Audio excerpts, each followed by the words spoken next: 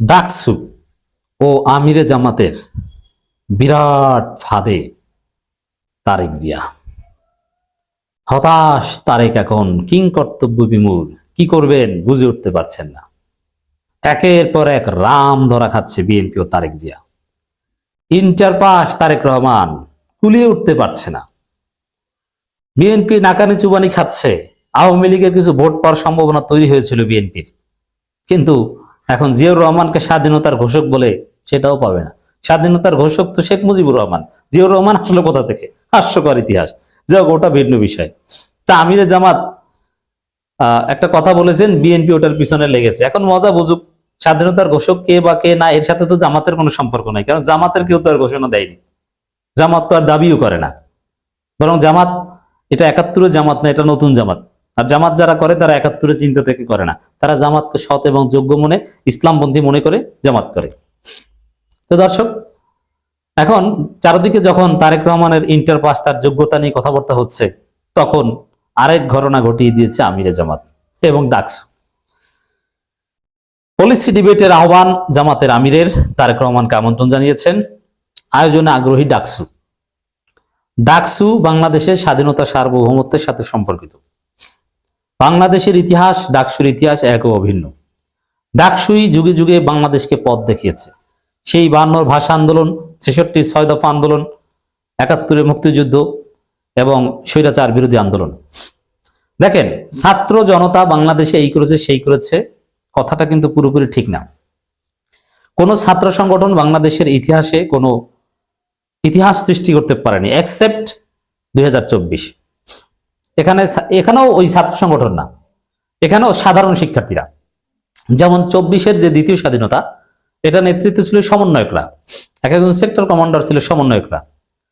এই সমন্বয়করা সাধারণত কোনো পলিটিক্যাল স্টুডেন্ট উইং এর প্রতিনিধিত্ব করতেন না।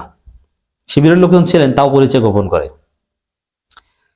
৭১ মুক্তিযুদ্ধ, ৫২ ভাষা আন্দোলন, ৬৬ ৬ দফা আন্দোলন থেকে শুরু করে আরো যেগুলো আছে, এগুলো যদি আপনি হিসাব করেন, দেখেন, তাহলে আপনি কি পাবেন? এগুলো নেতৃত্ব ছিল ডাকসু, ছাত্রলীগ, ছাত্র ইউনিয়ন, অমুক তমুক, এরা কেউ না।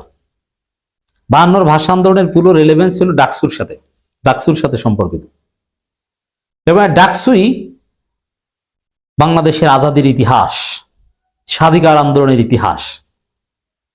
এখন ডাকসু কায়েম আছে, রানিং ভিপি আছে, জিএস আছে, পুরো ডাকসু আছে, এবং নতুন বাংলাদেশের নতুন বাস্তবতা ডাকসু। এই ডাকসু যদি কোনো পলিসি ডিবেটের উদ্যোগ নেয় বা এই পলিসি ডিবেট আয়োজন করতে, এর হকদার ডাকসু। কেউ যদি মুক্তিযুদ্ধের চেতনায় বিশ্বাস করে থাকে, বাংলাদেশকে বিশ্বাস করে থাকে, তাহলে ডাকসুর উদ্যোগকে তাকে রেসপেক্ট করতে হবে। তারেক রহমান যখন ঢাকা বিশ্ববিদ্যালয়ে শরীফ ওসমান হাদির কবর জিয়ারত করতে এসেছেন, তখন কিন্তু সাদিক ক্যাম্পকে দাওয়াত দিয়েছেন, জড়িয়ে ধরেছেন। এটা বাধ্য, কারণ দিস ইজ ডাকসু, এটা অন্য কিছু না। ডাকসুর একটা আলাদা জায়গা আছে। এখন সেই ডাকসু যদি পলিসি ডিবেট আয়োজন করতে চায়, আবার আকবরী আমির জামাত আহ্বান জানিয়েছেন, আমন্ত্রণ জানিয়েছেন তারেক জিয়াকে। এখন তারেক জিয়া যদি আহ্বানে সাড়া না দেয়, প্রথমে সেইটা বলি, তাহলে তারেক জিয়ার হোম আসা কেন? তারেক জিয়া কেন সাড়া দিবেন না? অযোগ্য, ইন্টারপাস, ভয় পান, জামাতের সাথে ডিবেট করতে ভয় পান, এককভাবে খালি মাঠে চিল্লি করেন, গালাগালি করেন, কুচ্ছা রটান, মিথ্যা অপবাদ দেন। সাহস থাকলে ফেস টু ফেস ডিবেট করেন। আর পলিসি ডিবেট এটা উন্নত দেশে আছে, যুক্তরাজ্যে সব জায়গায় আছে।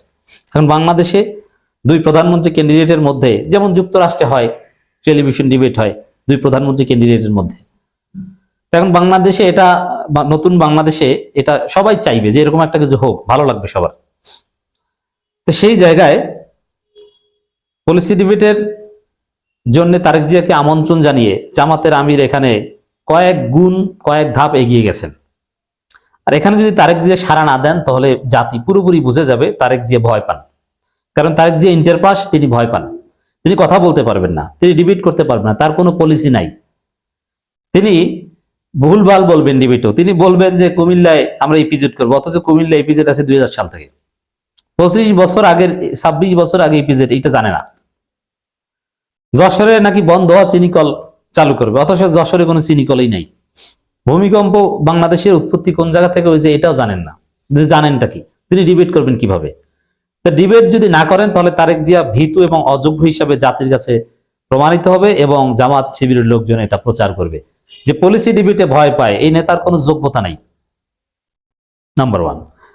এখন না করলেও ডিবেটে আমিরে জামাতের আহ্বানে সাড়া না দিলে, ডাকসুর উদ্যোগে যদি সাড়া না দেয়, তাহলে তারেক জিয়া হোমাশা। হোমাশা বুঝেন? এই কুলুগুল সব শেষ।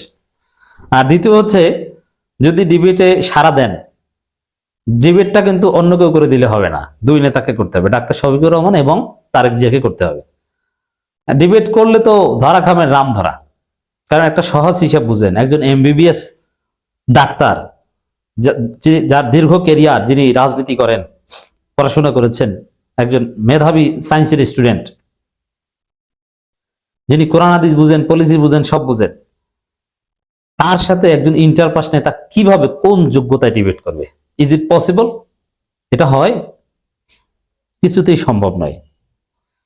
তো দর্শক, ডিবেটে অংশগ্রহণ করলে হারবেন, আর অংশগ্রহণ না করলে হারার আগে হারবেন। তো এর মানে এই পলিসি ডিবেটে আহ্বান জানিয়ে এবং ডাকসুর উদ্যোগের কথা বলে তারেক জিয়াকে একটা কঠিন ফাঁদের মধ্যে ফেলে দিয়েছে জামাত। তারেক জিয়া এখন এদিকেও যেতে পারে না, ওদিকেও যেতে পারে না, ঘুম হয় না, ভয় হাত পা কাঁপা শুরু করেছে। কি করবে?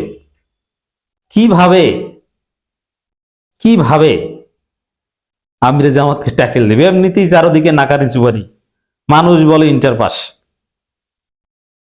মজা না? এই জন্য আপনি যোগ্যতা ছাড়া রাজনীতি করতে কেন এসেছেন? নতুন অতীতে বাংলাদেশে গৃহবধূ থেকে শুরু করে অনেকেই নিজ যোগ্যতায়, বাপের যোগ্যতায়, স্বামীর যোগ্যতায় প্রধানমন্ত্রী হয়েছেন। কিন্তু এটা নতুন বাংলাদেশ, আপনাকে কোয়ালিটির প্রমাণ দিতে হবে। এই তরুণ প্রজন্ম আপনার কোয়ালিটি চেক করবে। আপনি ডিবেট করেন পারলে। একটা কঠিন পরিস্থিতি পড়েছে, ডিবেট করলে তারেক রহমান, ওই যে দেখেন, এই যে কিছু বুঝে না, সেটা তো আপনারাই দেখতে পাচ্ছেন। যেমন আমিরে জামাতের এক্স হ্যান্ডেল অ্যাকাউন্ট নাকি হ্যাক হয় নাই, এটা নাকি বিশেষজ্ঞরা বলেছে। আরে তারেক রহমান তো বুঝেনই না কোনটাকে। যেমন ফিশিং লিঙ্ক পাঠিয়েছে, তো ফিশিং লিঙ্কে সাপোজ যদি প্রশ্ন আসে যে এক্স হ্যান্ডেল হ্যাক নিয়ে আপনারা দুই ধরনের কথা বলেছেন, মিস্টার তারেক, আপনি এটা ব্যাখ্যা করেন, ডেভিডে যদি প্রশ্ন করা হয়, তখন ওই ফিশিং লিঙ্ক শব্দটা আসবে। তো ফিশিং ওটাকে তারেক রহমান কিনা মনে করে যে মাছ ধরার নৌকা। তিনি বলবেন যে মাছ ধরার বিষয়টা এখানে আসে কিভাবে? মাছ ধরার বিষয় এনে জামাত পরিস্থিতি ধামাচাপা দেওয়ার চেষ্টা করছে। কারণ তারেক রহমান তো ইন্টার পাস, তিনি তো এইসব টেকনিক্যাল টার্ম বুঝেন না। আর ডাক্তার শফিকুর রহমান সায়েন্সের স্টুডেন্ট, খুব সহজে এটা বুঝেন বা তার পক্ষে বোঝা সম্ভব। তারেক রহমানকে বুঝালেও বুঝতে পারবেন। এখানে সায়েন্স ব্যাকগ্রাউন্ড আর আর্টস ব্যাকগ্রাউন্ডের মধ্যে হিউজ ডিফারেন্স আছে। টেকনিক্যাল, সাধারণত যারা সায়েন্সে পড়ে তারাই তো ইঞ্জিনিয়ারিং পড়ে, ডাক্তারি পড়ে। আর আইসিটির যে পরিভাষা, এটা রিলেটেড টু ইঞ্জিনিয়ারিং। আপনি আর্টসে পড়ে তার কম্পিউটার সায়েন্সে পড়তে পারবেন না। তো বিতর্কের আহ্বান জামাত আমিরের আয়োজনে আগ্রহ ডাকসু। এখন এইটা নিয়ে তারেক রহমান একটা কঠিন ফাঁদে আছেন। কি করবেন? যা করেন বিপদ। মজা না?